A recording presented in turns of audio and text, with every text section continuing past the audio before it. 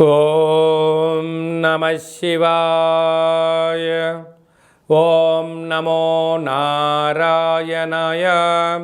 ఓం శ్రీ నరదిష్టి నివారణ కాల భైరవాయ నమో నమః.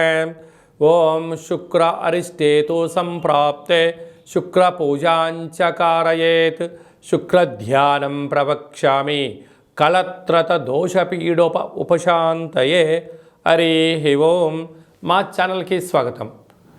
చూస్తున్న వీక్షకులకు ప్రేక్షకులకు ప్రియ కాళభైరవ భగవద్బంధులకి స్వాగతం పలుకుతూ మమ్మల్ని ఎంతగానో ఆదరిస్తూ ఉండబడినటువంటి ప్రియ సోదర సోదరీమణులకు అందరికీ స్వాగతం పలుకుతూ జ్యోతిష్య అభిమానులకు సనాతన ధర్మ వీక్షకులకు సంరక్షణ అందరిపైనను శుక్ర భగవానుడి యొక్క ఆశీస్సులు ఉండాలని కోరుకుందాం.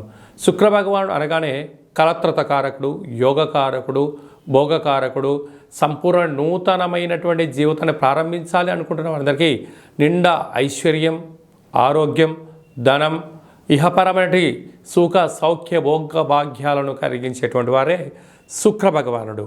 26/12/2023 నుండి 18/1/2024 వరకు వృశ్చిక రాశిలో ఏడాది తర్వాత సంచారం చేయనప్పుడు ఎలాంటి ఫలితాలు ఇవ్వబోతున్నాయో సవివరంగా సంపూర్ణంగా తెలుసుకుందాం. మేషరాశి వారికి శుక్ర భగవానుడు వృశ్చిక రాశిలో అష్టమ స్థానంలో ఏడాది తర్వాత సంచారం చేయడం వలన వృత్తులలో, ఉద్యోగాల్లో, వ్యాపారాల్లో ఓర్పు, పట్టుదల, సహనం కార్యక్రమాల వల్ల నూతనమైనటువంటి ఆభరణాలు, వాహనాలు, క్రయ విక్రయాలు యోగదాయకం గమనించాలి.